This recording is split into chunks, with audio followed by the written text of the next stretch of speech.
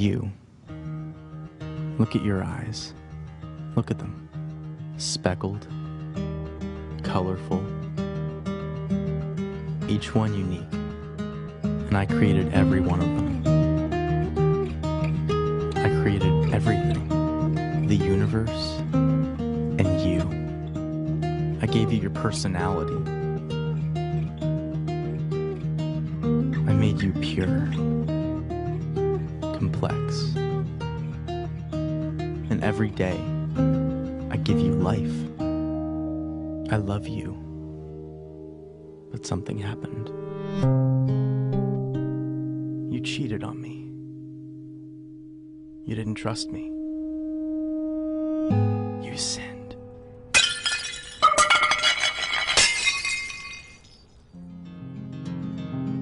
You cut yourself off from me.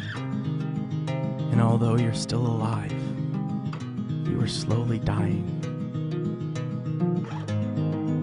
So you looked for other things.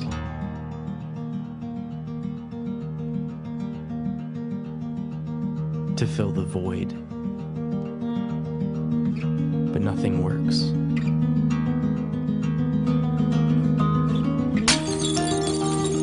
It just kills you faster. And it separates us more and more.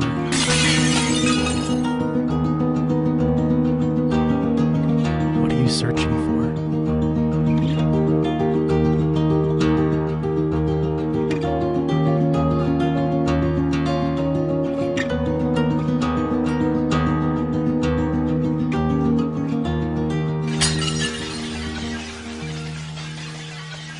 I don't want you to die. I created you, not to be destroyed, but to know me. So I became one of you, a fragile creation. I was tempted, but I never sinned. I came to save you. You have so many sins. And they have a cost. Someone has to die. You or me. So I took on your sin and traded in my life for yours. And I died in your place. Because I love you. Then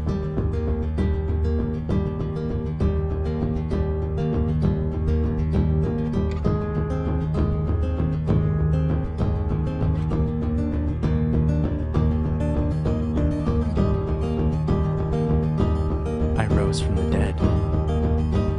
I am the way, the truth, and the life. I am Jesus. I'm not here to condemn you. I came to bring you back to life. Rely on me. I will forgive you and give you eternal life.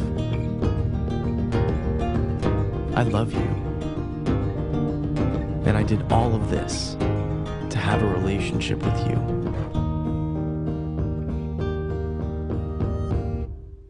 Will you follow me?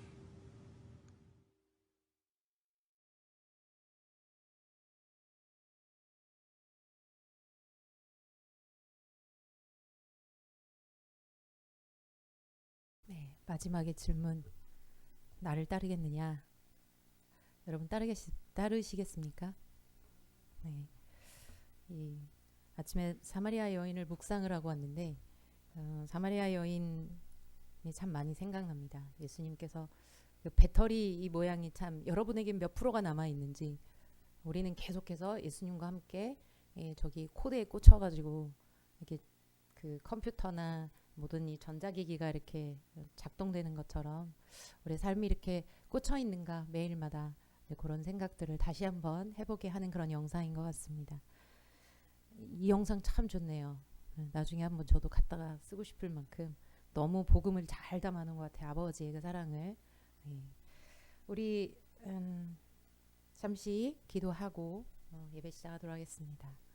하나님 아버지,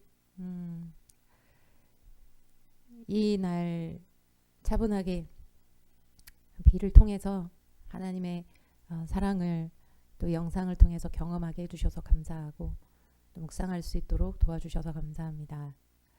아버지, 하나님 안에 얼마나 우리가 사랑받고 또 정말 정교하고 존귀한 존재로 여김받는지 하나님의 눈동자로 볼 때 우리가 얼마나 하나님께 사랑스러운 존재인지, 그러나 우리는 그렇지 못하다고 생각하고 다른 것으로 다른 물을 가두지도 못하는 웅덩이를 파서 그 안에 우리 만족을 찾지만, 하나님은 예수 그리스도를 통해 이 땅에 주님을 보내셔서 우리를 구원하시고 생수의 근원 되신 그 주님 앞에 나올 수 있도록 이렇게 불러주시는 그 하나님, 정말 그 아버지의 은혜에 감사하며 이 아침에도 주님 앞에 함께 예배하며 나아갑니다.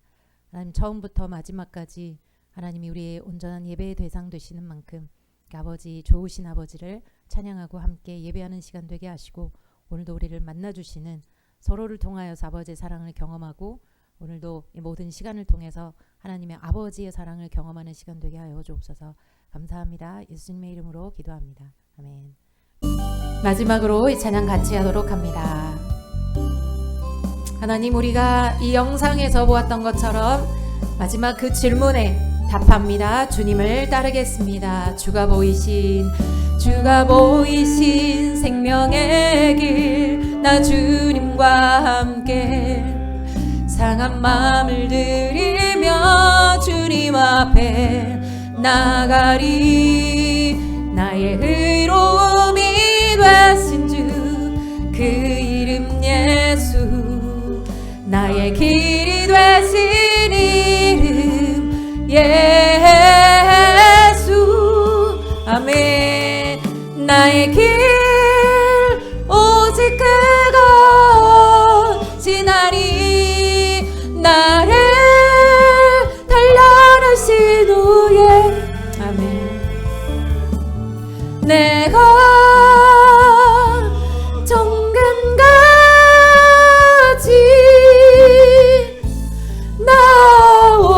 나오리라. 다시 한번 주가 보이신 생명, 우리의 마음으로 결정하시면서 상한 마음을 들이며 주님 앞에 나가리. 나의 의로움이 되신 주 그 이름 예수, 나의 길이 되신 이름 예수. 아멘. 나의 길 오직 그가 지나니. 나를 단련하신 후 아멘. 주님, 내가 정금같이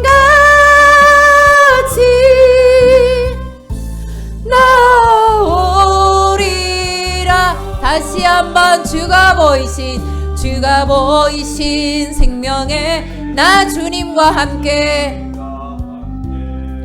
상한 마음을 들이며 주님 앞에 나가리. 나의 의로움이 되신 주 그 이름 예수, 나의 길이 되신 이름 예수.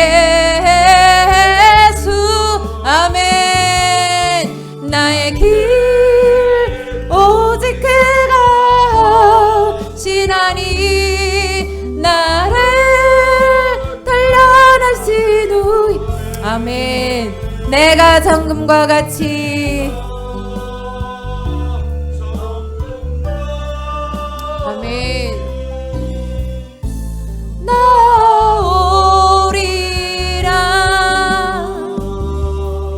아멘. 이 시간에 우리 같이 여러분이 이 찬양을 고백을 하셨을 때는 여러분의 고백이지요. 주님이 이 상한 마음을 드릴 때 주님이 나를 정금과 같이 단련하셔서 이 길을 따라가는 그 길에서 주님과 같이 거룩하게 다시 한번 우리를 만들어 가실 것이다. 그것을 믿고 여러분은 찬양하셨습니다. 여러분의 입술의 고백만이 아닐 것이라 믿습니다.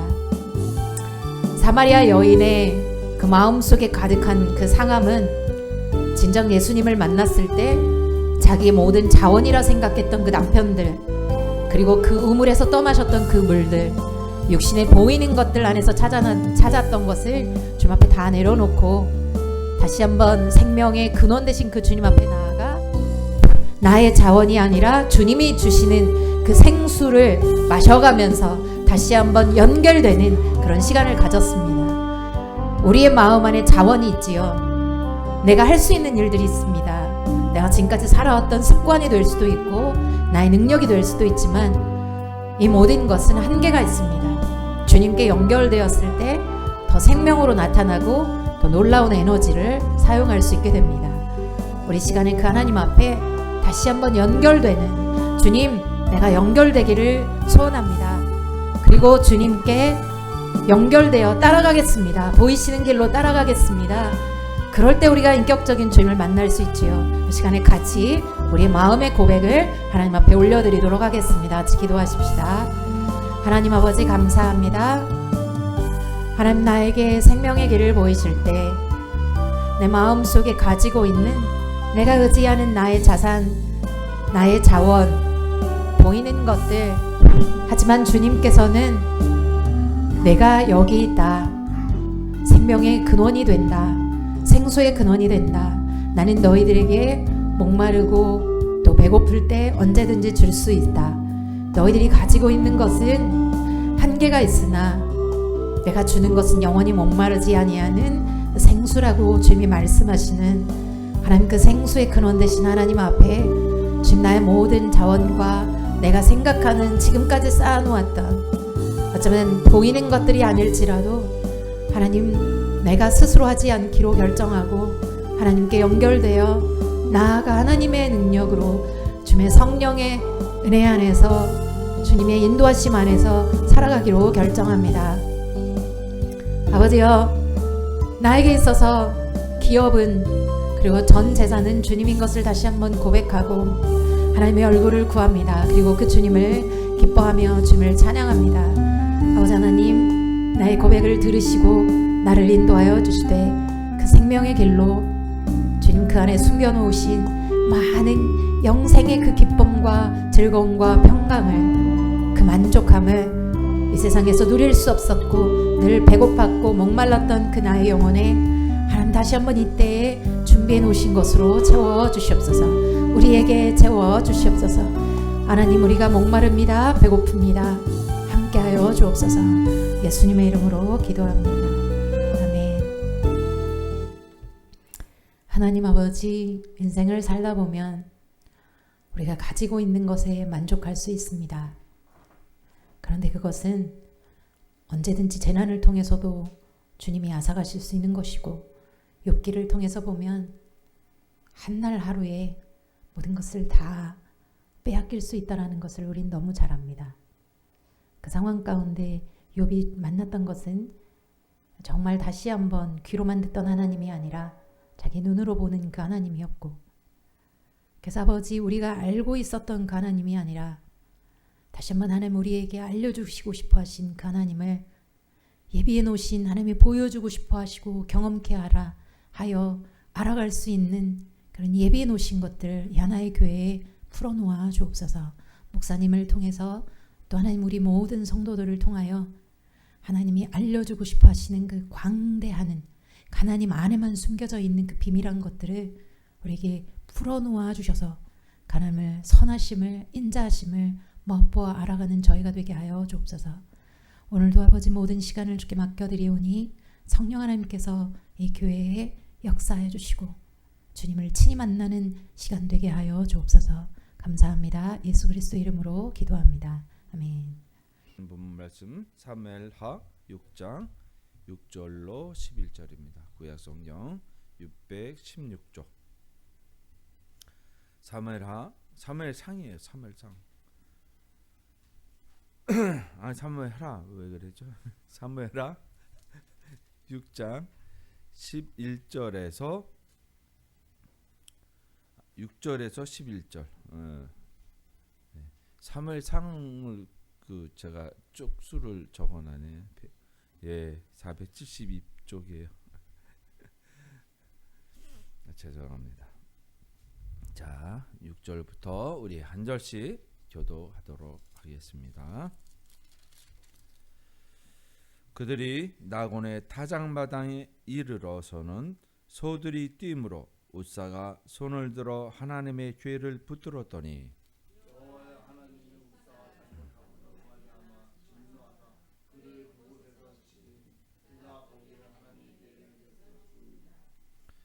여호와께서 웃사를 치심으로 다윗이 분하여 그것을 베레스 웃사라 부르니 그 이름이 오늘까지 이르니라.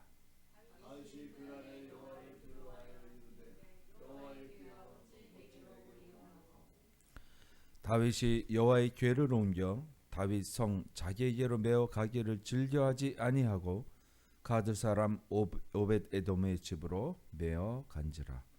여호와의 궤가 가드 사람 오벳 에돔의 집에 석 달을 있었는데 여호와께서 오벳 에돔과 그의 온 집에 복을 주시니라. 아멘. 네, 오늘 사무엘하 6장 6절로 11절 말씀을 통해서 법궤에 손을 대다라는 말로 함께 은혜의 말씀을 나누시겠습니다. 함께 이 시간 기도하십니다.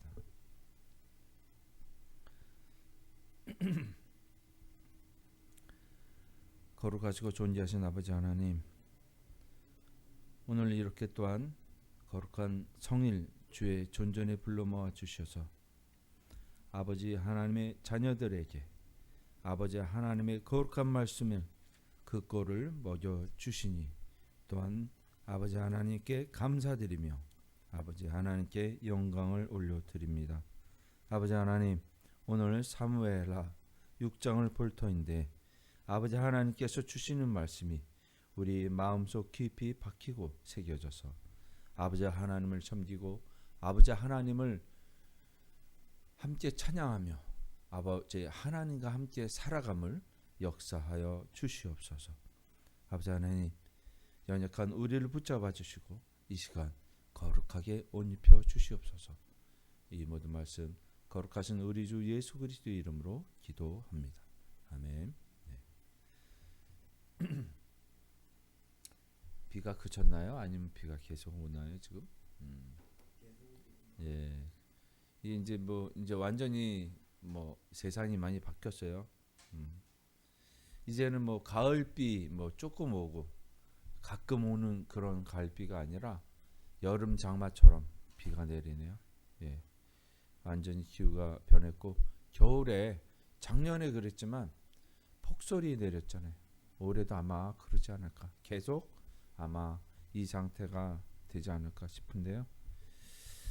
이 모든 것들이 어떤 뜻하는 바가 있겠죠. 우연은 없으니까. 우리의 잘못으로 인하여 이 지구의 환경을 훼손시켰으면 그런 원인이 될 수도 있겠고, 우리의 죄로 인해서 아니면 다른 하나님께서 역사하시는 그런 뜻일 수도 있겠습니다.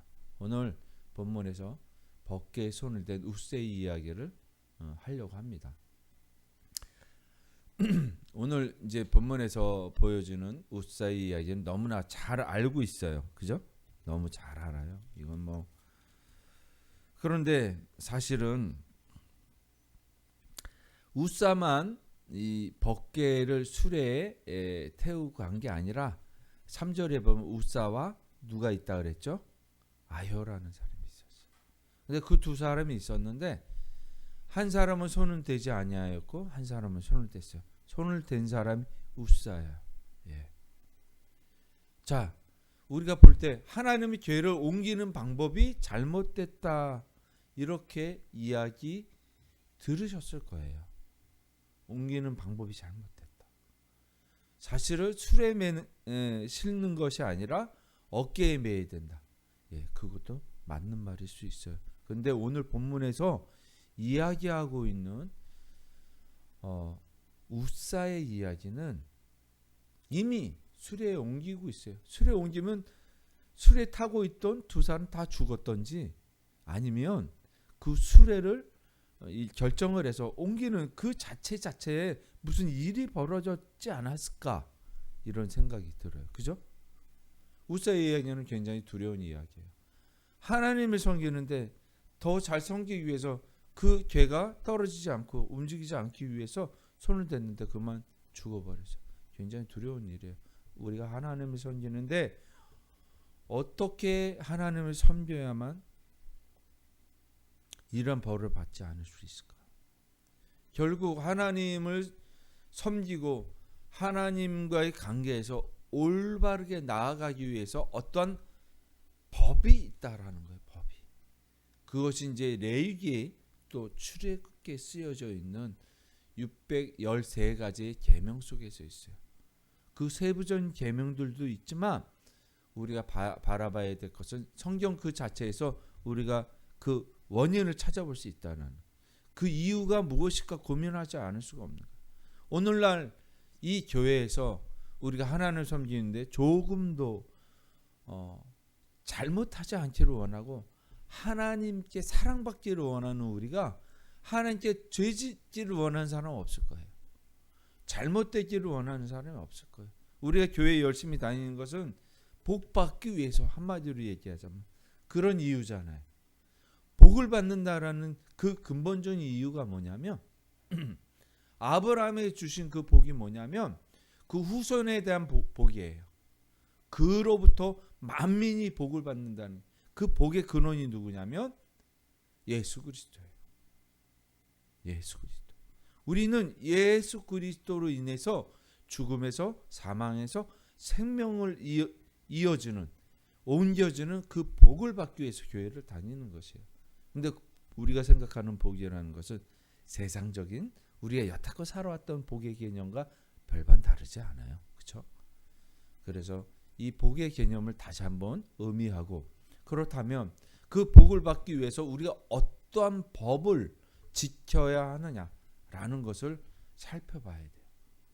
그 계명에 구체적으로 법궤에 손대면 죽는다 하는 게 없잖아요. 그 법궤를 만든 사람도 있고, 그죠? 그 법궤에 돌판을 넣은 사람도 있고, 지팡이를 넣은 사람도 있고, 만나항이를 넣은 사람이 있어요. 왜 안 죽었어요? 옮기는 방법이냐? 하나님을 옮긴다. 우리가 어떻게 하나님을 보좌를 움직여서 보좌를 움직일 수가 있어요? 그거는 너무 우스운 얘기예요. 예전에 얘기했죠. 비공유적 속성과 공유적 속성이 있다. 하나님의 비공유적 속성을 우리가 어떻게 해? 우리에게 주신 것을 우리가 정당하게 하나님을 섬기는 법을 통해서 하나님을 알아가야 돼요. 그 관계 속에서. 근데 그거를 모르게 되면 안 되는 거죠. 그래서 오늘 본문을 자세히 보면서 한번 살펴볼까 합니다. 예, 오늘 본문이 이렇게 이야기가 되고 있어요. 그들이 낙원의 타작마당에 이르러서는 소들이 뛰므로 웃사가 손을 들어 하나님의 궤를 붙들었더니, 그죠? 여호와 하나님의 웃사가 잘못했다고 분명히 얘기했어요. 손을 들어서 여호와 궤를 만지는 것이 잘못됐다고. 그래서 하나님이 진노하셨다라는 거예요. 그를 그곳에서 치시니 그가 거기 하나님의 궤 곁에서 죽으니라. 예. 그러면 보세요. 한번 우리가 생각을 해보자고요. 그 상황을 한번 돌아가 보자고. 수레가 막 쌩쌩 달리는 게 아니었잖아요. 덜컹덜컹 거렸단 말이에요. 근데 덜컹거리는데 손을 대므로 거기서 그냥 죽었다는 거예요. 궤 곁에서 죽었다는 거예요. 근데 수레에 탔던 게 아니라 수레가 갔는데 그 양옆에 지켰던 사람이 웃사와 아효라는 사람이었다는 거예요. 궤 곁에서, 수레 곁에서. 그래서 수레가 움직이니까 손을 댔다라는 거예요. 탄 게 아니에요. 네. 어떻게 법궤 그 수레 같이 타요? 탈 수가 없단 말이에요. 손을 댔. 그래서 궤 곁에서 죽었다는 그대로. 그런데 8절에 보면 웃사를 치심으로 다윗이 어떻게 했다고요? 분했다는 거예요. 나보고 어쩌라는 거야? 하나님, 내가 알지 못해요. 도대체 이유가 뭐예요? 몰라요. 그러니까 이유를 알면 분할 게 없는데 이유를 몰랐다라는 거예요. 죽은 원인을 몰랐다라는 거예요. 우리 또 지금 이 성경 본문을 보면서 그 이유를 찾아가야 되는 거예요. 그 이유를 알아야 되는데 우리도 몰라요. 다윗도 몰랐어요. 그래서 도대체 어떻게 하라는, 하나님 어떻게 섬기라는 거예요? 라고 생각하는 거예요. 분한 거예요. 도저히 이 상황에서 하나님 법궤를 옮겨갈 수가 없구나. 야, 조심조심 수레를 몰아서 어디로 가느냐면 10절에 다윗이 여호와의 궤를 옮겨 다윗성 자기의 이로 메어가기를 즐겨하지 아니하고 겁나는 거예요. 가드 사람 오벳 에돔의 집으로 메어간지라. 이제 수레에서 법궤에 보면 고리가 4개가 달려 있어요. 그 고리로 봉을, 법궤 봉을 계속 매는 거예요. 이렇게. 그 4명이서 이렇게 매고 오벳 에돔의 집으로 메어갔다라고 했어요. 그래서 분명히 한 거는 무엇이냐면 옮겨가는 방법이 잘못된 게 아니에요. 그죠? 메어가는 방법도 알고 있었다라는 거예요. 근데 우리가 여태껏 본문을 잘못 이해했던 거는 뭐냐면 수레에 옮겨가는 게 잘못됐다라고 있는데 오늘 본문에서 사실은 우사가 또 있었고 아효도 있었어요. 아효는 수레 곁에서 보좌하지 않았나요? 했단 말이에요. 그렇죠? 예. 자, 11절에 보면 여호와의 궤가 가드 사람 오벳에돔의 집에 석 달을 있었는데 여호와께서 오벳에돔과 그의 온 집에 복을 주시니라. 이렇게 얘기했어요.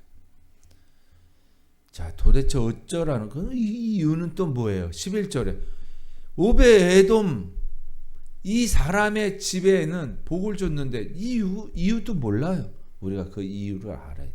그래서 우리가 복을 받아야 되잖아. 온 집에 복을 주시니라 했어요. 그죠? 예. 알아야 돼. 오늘 사무엘하 6장 6절에서 11절 말씀인데 법궤에 손을 대다라는 말씀을 했어요. 자, 법궤에 손을 댄다는 것은 인간적인 간섭을 이야기하는 거예요. 손을 댄다라는 것이 무엇이에요? 뭔가 어떻게 해요?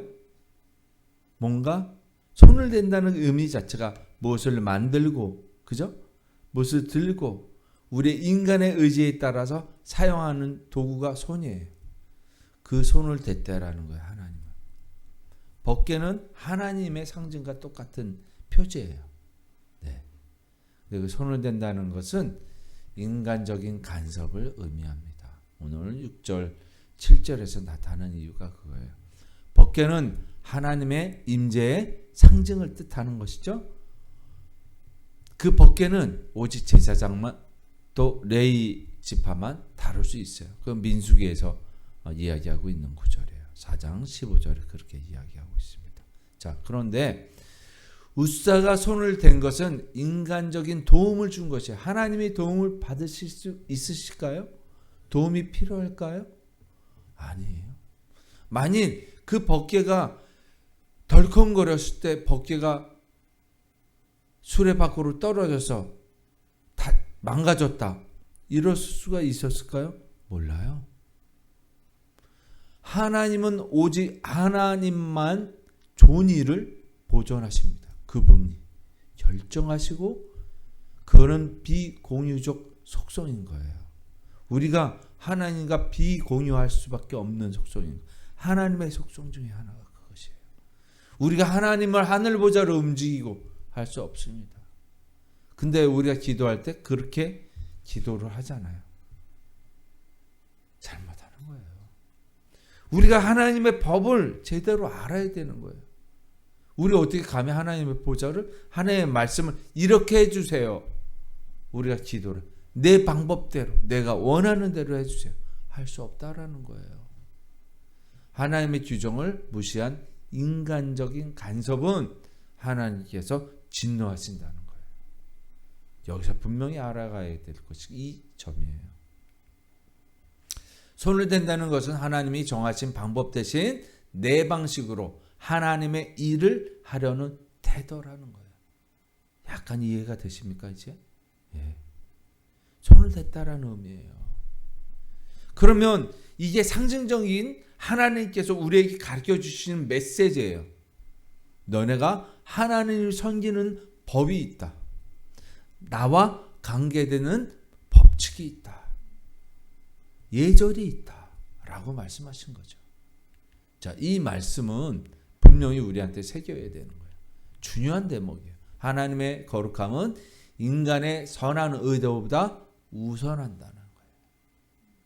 이 거룩함을 훼손할 수가 없는 거예요. 거룩함은 우리가 성도라고 해서 거룩한 백성이라고 이야기하지만 거룩한 무리, 이것이 무엇이냐면 이 의미가 거룩한 무리가 무엇을 의미하냐면 교회를 의미하는 거예요. 거룩하다고 하지만 우리는 실제적으로 하나님 그분처럼 거룩하지 않습니다. 우리는 그 옷을 입을 뿐이에요. 거룩함을 입은 옷, 그 옷이 거룩하기 때문에. 그 옷이 무엇이에요? 가죽옷. 예수 그리스도. 예수 그리스도로 옷 입으라고 분명히 성경에서 이야기하고 있습니다. 그죠? 예. 우사의 의도는 법궤가 땅에 떨어진 것을 막으려는 선한 행동이었던 거 분명합니다. 그러나 하나님은 거룩을 보시는 거예요. 나를 거룩하게 섬기느냐.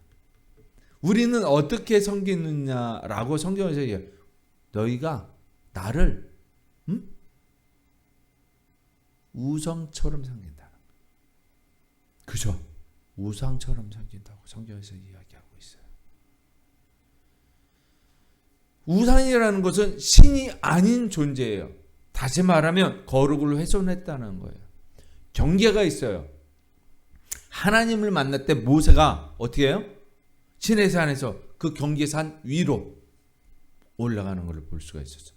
그 경계를 둬가지고 그 무리들이, 다시 말하면 이스라엘 백성들이 그 경계 밖에 있었어요. 예, 분명한 거예요. 그쵸? 우리 출애굽기 그때 살펴봤었어요. 경계가 있는 거예요. 자, 인간의 의도와 하나님의 거룩은 전혀 다른 것이에요. 레위 10장에서 나답과 아비후가 다른 불을 들이다가 죽었어요. 이 사건과 행동이 똑같은 거예요. 이해되시죠? 이 사건과 병행되는 내용을 담고 있다. 구절이라는 거죠. 하나님의 거룩 앞에는 인간의 의도나 방식이 아니라 철저히 순종, 하나님께서 정하신 그 말씀을 쫓아야 된다는 거예요. 이게 순종이에요. 제사보다 무엇이 낫다? 순종이 낫다. 그 말씀인 거예요. 그래서 하나님의 말씀을 잘 알아야 되는 거예요. 우리가 오역을 하면 안 돼요. 하나님의 말씀 법궤로 옮기는 방법이 잘못된 것이 아니라 하나님을 어떻게 우리가 대하고 관계하느냐, 이 문제라는 거예요.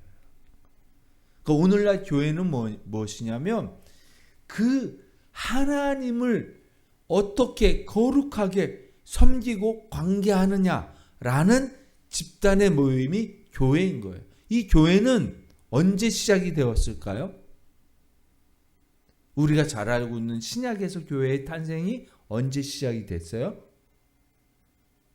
사도행전 1장 8절 이후에 오순절 사건, 성령 강림하신 이후에 이제 자기들이 섬기는 방법, 그 방법으로 여러 가지 시행착오를 했던 제자들에게 이렇게 섬기는 거야.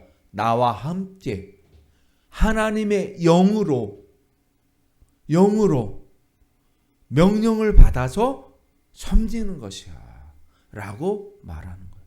구약에서 처음에 시작이 됐던 게 어떤 것일까요? 그러면 구약의 교회는 언제 시작이 되었을까요?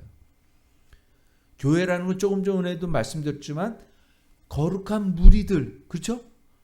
거룩함을 섬기는 것, 그것이 언제였느냐?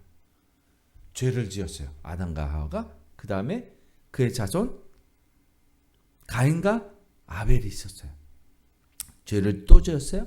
그리고 나서 아벨이 죽고 누가 태어나? 셋. 그죠? 그게 창세기 4장 26절이에요.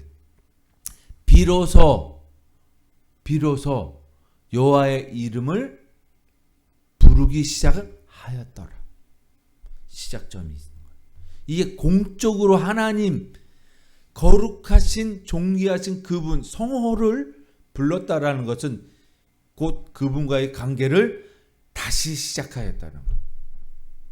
그러니까 죄를 지었던 사람들이 이제 다시 이것이 아니구나, 하나님을 제대로 알기 시작하는 관계가 시작되는 게 교회라는 거예요. 그 이후에 백성들을 노아의 또 모세를 통해서 이스라엘 백성들, 이게 교회예요. 그래서 그 집단을 군사화해서 하나님의 말씀 법을 잘 지키라, 이것이 교회인 거예요. 구약에서는 그것을 카할, 히브리어로 또 에다 이렇게 해서 부르다, 연합되어진 모임이다, 하나님 부르신 모임이다, 성도다, 똑같은 거예요. 똑같은 말이에요. 이게 에클레시아로 오는 거예요. 에클레시아. 이게 에클레시아로 오고 이제 지금의 처치, 이제 그 라틴어 이글레시아라고 하거든요. 에클레시아. 그래서 그 말씀을 곧 불러서 모이게 한다는, 우리가 하나님을 안다는 것은 언제부터 시작이 돼요? 우리가 알아서 찾아갔어요?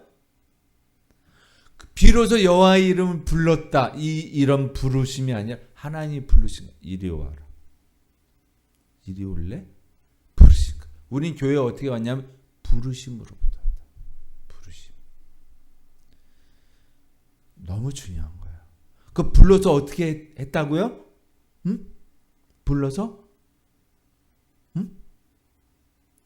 옷 입혀 주셨잖아요. 어렵게 생각하지 마세요. 옷 입혀 주셨잖아요.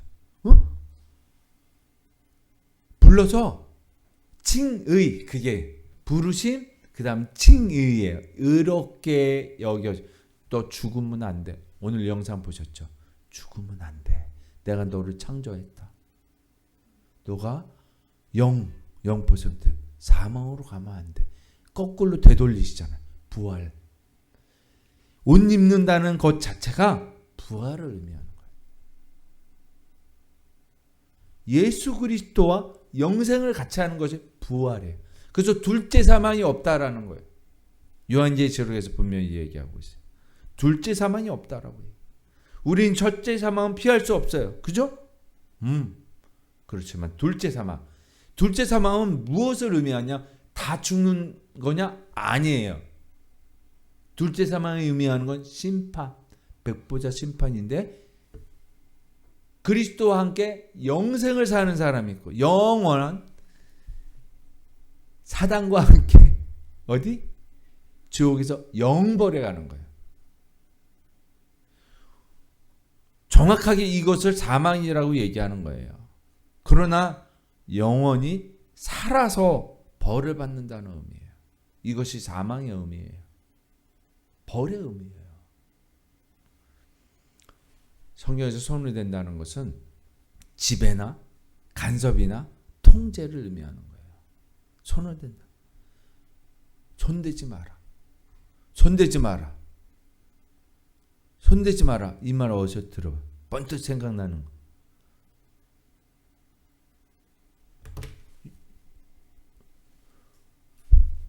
손대려고 하니까 예수님이 손대지 마. 내가 아직 영광을 받지 못했다. 왜냐하면 이 땅에 계시자. 이 땅은 어떻게 해요? 거룩한 땅이지만 죄악의 땅이에요. 예수 그리스도가 부활의 영광의 모습이 온전해지기 이전에 내가 아직 마지막 부활의 사명이 남아있는 거예요. 이 땅에서. 그래서 손대지 말라고 하신 거예요. 너희가 나한테 개입을 할 수가 없다. 이것은 절대적인 사건이라는 거예요. 거룩은 절대적인 하나님의 속성이에요. 그죠? 잘 묵상하면 그런 의미들이 담겨있다라는 것을 우리가 알 수가 있는 거예요. 자, 같은 의미로 다른 성경에서 왜 제가 손을 댄다는 의미를 이렇게 얘기했느냐, 창세기 21장 11절에 보면 이삭의 아내, 그죠? 팔아버렸어요. 아브라함도 그렇잖아요. 사라를 팔아버렸어요. 그러니까 그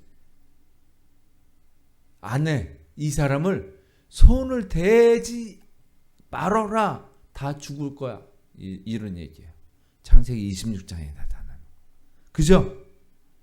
하나님께서 다 죽을 거, 손을 대지 마. 그를 그대로 보내라는 거예요. 손을 댄다는 것은 잘못된 간섭이에요. 믿음의 의탁. 웃사의 경우는 하나님의 거룩을 침범한 간섭이었다는 거 다시 한번 확인하게 되는 거예요. 우리가 또 있어요. 우리가 봐야 될 것이 바로 이제 욥기에서인데 사단이 그죠? 사단이 뭐라고 해요? 하나님이 욥에게 복을 주셨기 때문에 저렇게 하지요. 그래? 그럼 네가 다 알아서 해. 그런데 손대지 마. 뭐는? 생명. 이게 거룩이에요. 생명이 거룩이에요. 하나님의 속성이에요. 손대지 마. 이해되시죠? 그를 다 제가 망하게 할게요. 이렇게 얘기를 한 거예요. 복을 뺏으면 그렇게 할까요? 이렇게 얘기했어요. 손대지 마. 생명은 시험과 공격을 의미하는 거예요. 우리가 하나님을 공격한다는 거예요. 하나님을 시험한다는 거예요. 또 볼까요? 마태복음 9장 20절에 혈루증 앓는 여인이 어떻게 예수님의 옷자락 만지며, 그죠? 우리 찬양하잖아요. 손을 댔어요.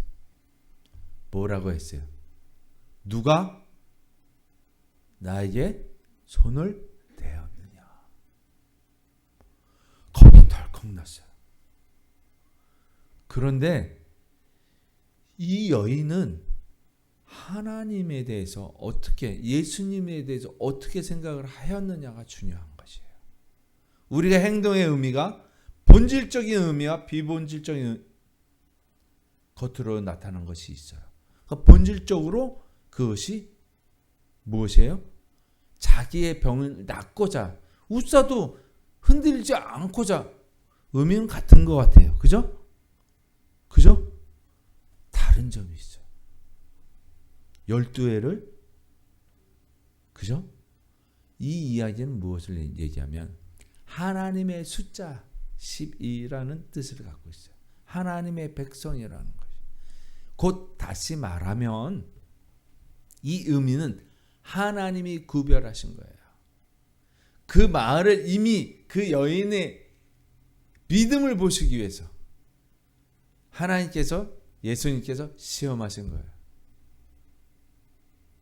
그 믿음대로 반응을 한 거예요. 우리가 어떻게 반응을 해야 돼? 혈루증 앓은 여인처럼 반응을 해야 된다는 거예요. 그가 제가 손을 대었다라고 고백을 했다라는 거예요. 그 이야기는 뭐예요? 죄의 고백. 회개예요. 회개. 죄의 고백.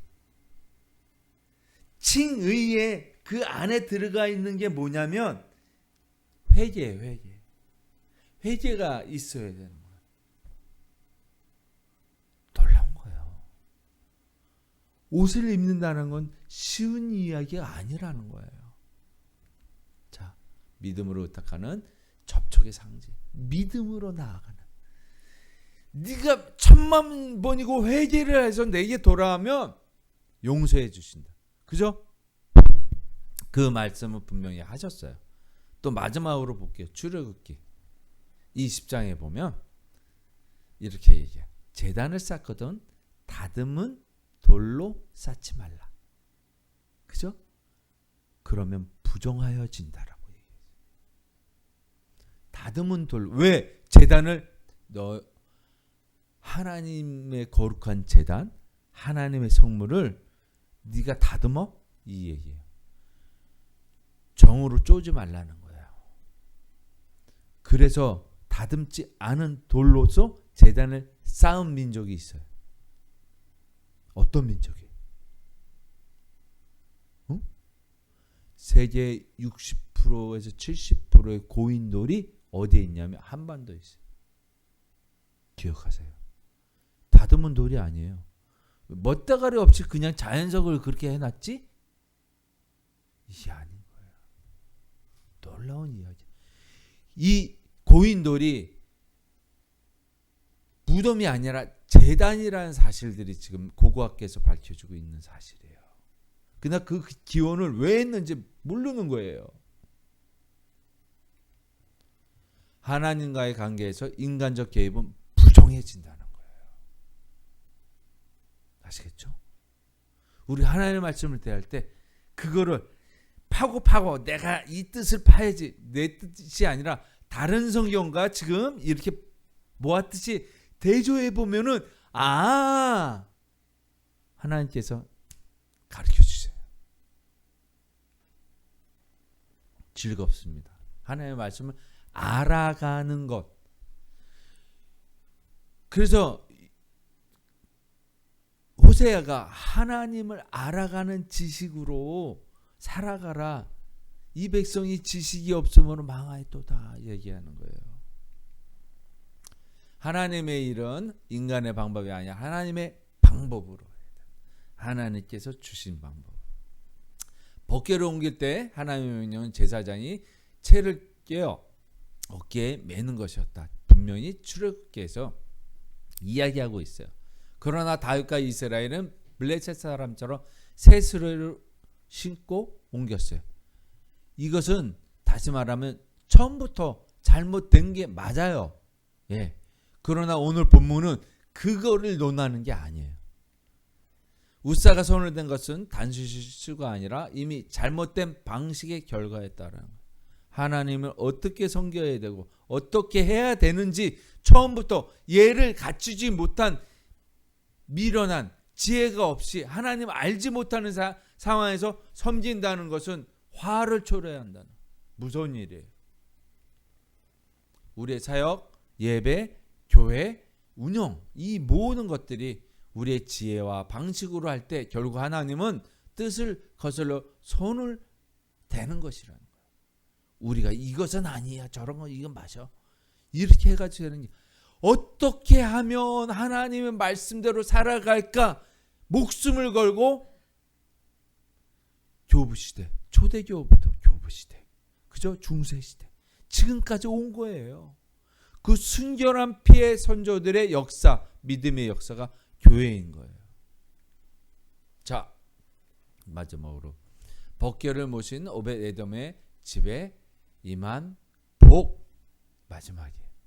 그럼 오벳에돔은 뭘 잘했길래 복을 받았을까요? 뭘 잘했나? 살펴봐야 될 거 아니에요. 잘못해서 우사가 화를 당했지만 오벳에돔이 잘한 게 있을 거 아니에요. 그죠? 무엇일까요? 궁금하죠. 답이 있습니다.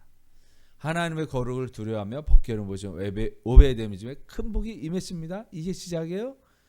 볼까요? 손을 대는 잘못된 태도가 아니라 경외하며 받아들이는 태도가 은혜와 축복을 가져옵니다. 이게 무슨 말이에요? 손을 대지 않는 태도. 하나님을 하나님답게 섬기는 것. 하나님답게 그대로 보는 것. 우리가 어떻게 해야 되냐? 꾸밀라고 하는 거야.